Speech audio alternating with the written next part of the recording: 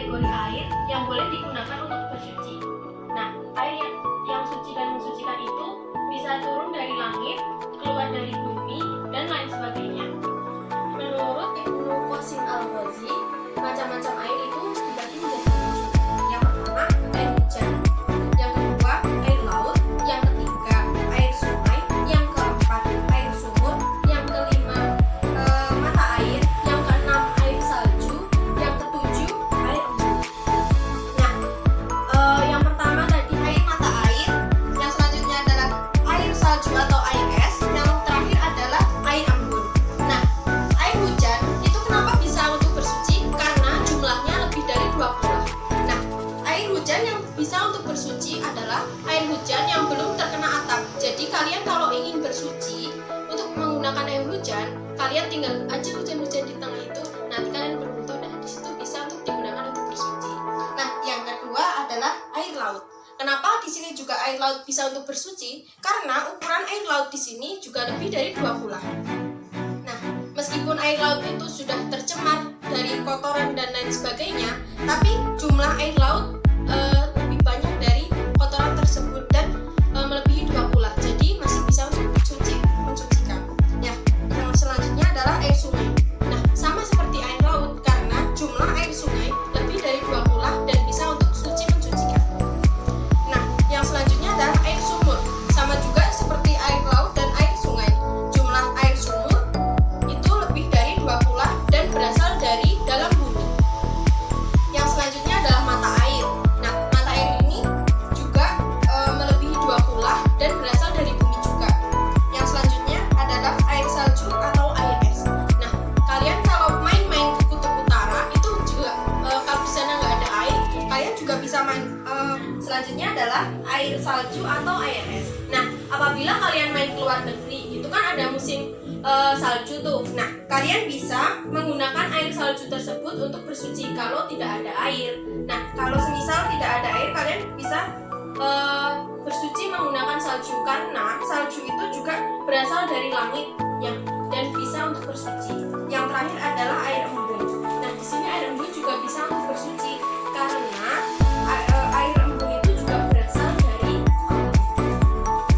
Sallallahu Alaihi Wasallam bersabda, air itu tidak dinajisi sesuatu kecuali apabila berubah warna, rasa, dan baunya. Hadis riwayat Ibnu Majah dan Baihaqi. Jadi apabila air yang sudah berubah warna, rasa, dan baunya, nah itu berarti air yang sudah terkena najis dan tidak boleh untuk bersuci. Air yang kedua adalah air yang suci tapi tidak mensucikan.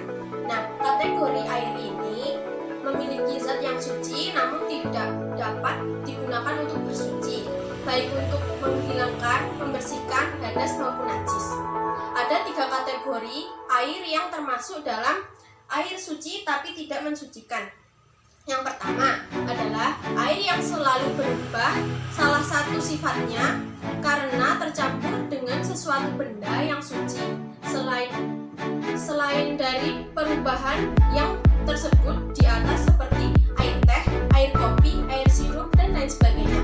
Nah, jadi air teh, air kopi, air sirup, dan lain sebagainya itu tidak bisa untuk bersuci karena meskipun itu air suci tapi sudah berubah zatnya. Nah, yang kedua adalah air yang sedikit dari atau air yang kurang dari 20.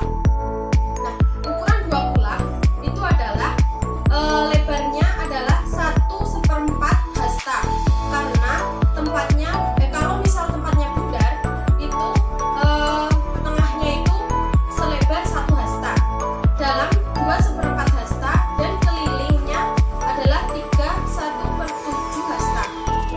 Nah, yang selanjutnya adalah air pohon-pohon atau air buah-buahan seperti air yang keluar dari tekukan pohon, kayu, dan air kelapa dan sebagainya. Sallallahu Alaihi Wasallam bersabda, air itu tidak dinajisi sesuatu kecuali apabila berubah warna, rasa, dan baunya. Hadis riwayat Ibnu Majah dan Baihaqi. Jadi apabila air yang sudah berubah warna, rasa, dan baunya, nah itu berarti air yang sudah terkena najis dan tidak boleh untuk bersuci. Yang terakhir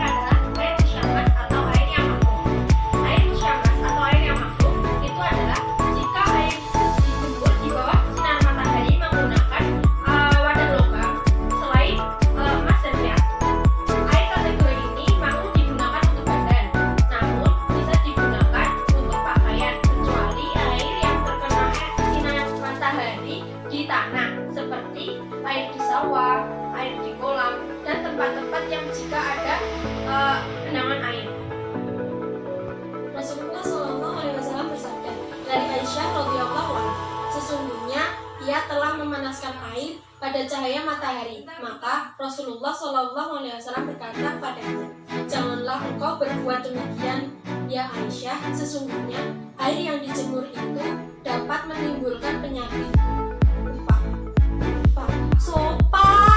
Menjaga kebersihan juga dianjurkan dalam Al-Quran surat Al-Maidah ayat 6 yang artinya, hai orang-orang yang beriman, apabila kamu hendak mengerjakan sholat, maka basuhlah mukamu dan tanganmu sampai dengan siku, dan sapulah kepalamu dan basuhlah kakimu sampai dengan mata kaki. Dan jika kamu junub, maka mandilah. Dan jika kamu sakit atau dalam perjalanan atau kembali dari tempat buang air atau menyentuh perempuan, lalu kamu tidak memperoleh air, maka bertayamumlah dengan tanah yang macam-macam najis ada 3. Yang pertama adalah najis mukhafafah.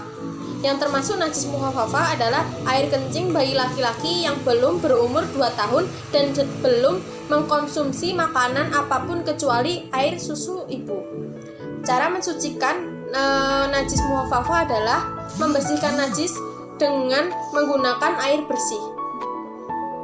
Allah SAW bersabda, barang siapa yang terkena air kencing anak perempuan harus dicuci, sedangkan bila terkena air kencing anak laki-laki cukup dengan membersihkan air saja. Hadis riwayat Abu Daud dan An-Nasai.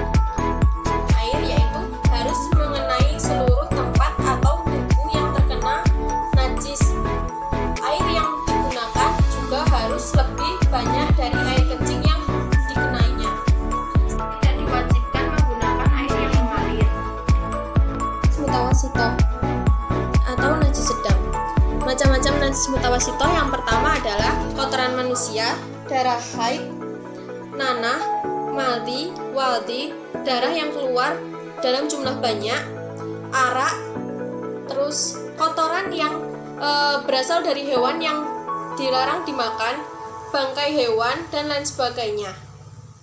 Najis mutawasito ada 2 cara. Yang pertama, harus membersihkan hingga warna, wujud, bau, dan rasanya hilang. Yang kedua, dilanjutkan dengan menyiram menggunakan air bersih. Adalah najis mughaladah atau najis berat. Nah, macam-macam najis mughaladah yaitu segala sesuatu yang ada hubungannya dengan babi dan anjing. Nah, cara mensucikan najis mughaladah adalah dengan cara membasuh 7 kali dan salah satu basuhannya menggunakan debu atau tanah. Namun sebelum membasuh dengan air harus dihilangkan terlebih dahulu wujud, warna, bau, dan rasa najis tersebut. Secara hukum, najisnya masih ada di tempat karena belum basah dengan air. Ini adalah penjelasan mengenai macam-macam air dan macam-macam najis. Nah, apakah ada pertanyaan? Tidak. Ya sudah, kalau sudah tidak ada pertanyaan, mari kita simpulkan pertemuan kita kali ini. Yang pertama tadi kan ada macam-macam air. Nah, macam-macam air itu ada 4. Yang pertama adalah air suci dan mensucikan. Yang kedua adalah air suci tapi tidak mensucikan. Yang ketiga adalah air mutanajis atau air yang terkena najis. Yang keempat adalah air musyammas atau air yang makruh. Nah, yang selanjutnya adalah macam-macam najis. Macam-macam najis itu ada 3. Yang pertama adalah najis mukhafafah, mughaladah, dan mutawasito. Nah, sekian pertemuan pada kesempatan kali ini. Sebelumnya kita tutup dengan membaca doa kafaratul majlis bersama-sama. Bismillahirrahmanirrahim. Subhanakallahumma wa bihamdika asyhadu an la ilaha illa anta astaghfiruka wa atubu ilaik. Sekian, billahi taufiq wal hidayah. Wassalamualaikum warahmatullahi wabarakatuh. Waalaikumsalam warahmatullahi